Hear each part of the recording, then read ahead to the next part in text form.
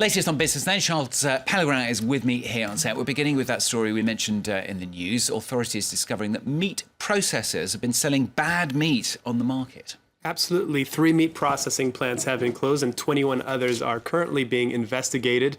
Well, this was the result of a 2-year investigation called Operation Weak Flesh.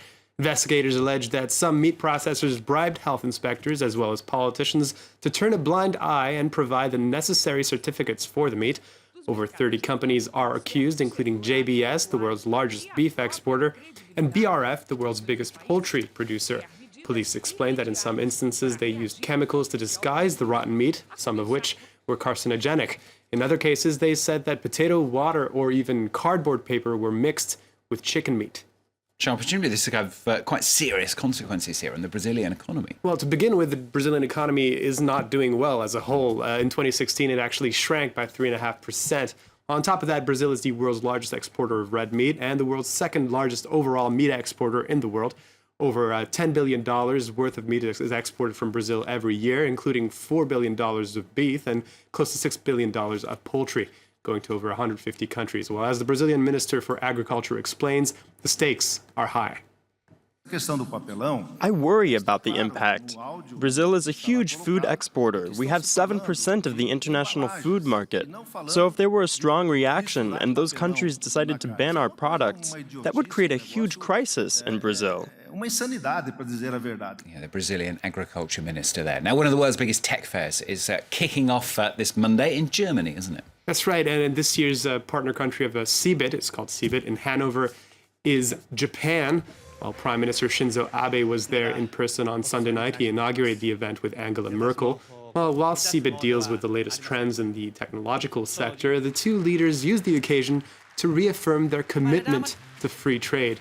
This just the day after the end of the G20 Finance Summit, in which a pledge to fight protectionism was dropped under pressure from the Trump administration and its Treasury Secretary, Steven Mnuchin. We do want open markets, fair trade. We certainly don't want any barriers, but at a time of an Internet of Things, we want to link our societies with one another and let them deal fairly with one another. And that is what free trade is all about. Angela Merkel speaking there. Meanwhile, the G20 is also having rather an impact on what is happening on the markets, isn't it? Well, in Asia this Monday morning, investors are mulling over the main headlines of that G20 summit, including those concerns over free trade. All of this is leading to a mixed picture for the main indices in Asia this morning.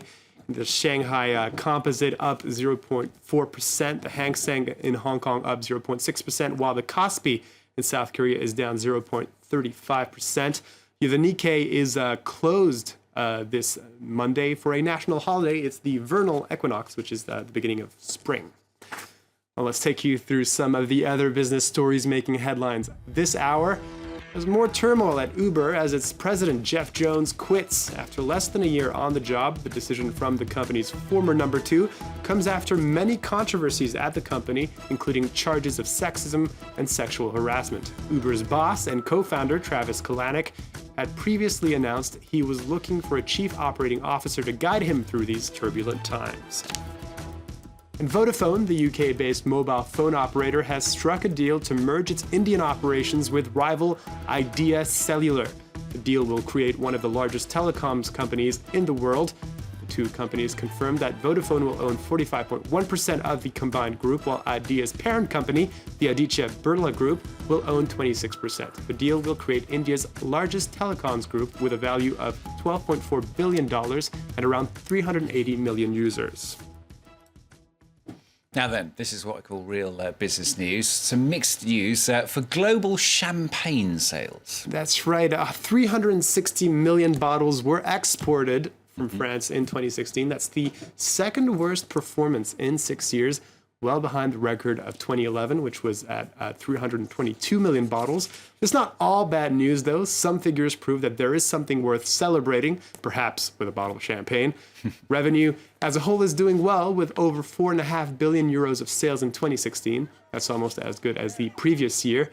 Biggest consumers of champagne in the world are the French, just ahead of the British, Americans, Germans, and finally the Japanese. It sounds like a heck of a lot, doesn't it? 306 million bottles. Yeah, well, for one person, yeah. Yeah, for one person. For you, no doubt. Well, that's just my Monday. Yeah. Yeah, you got Tuesday to get. All right, thanks a lot. Thanks, Charles. Charles with the business for you here on France 24.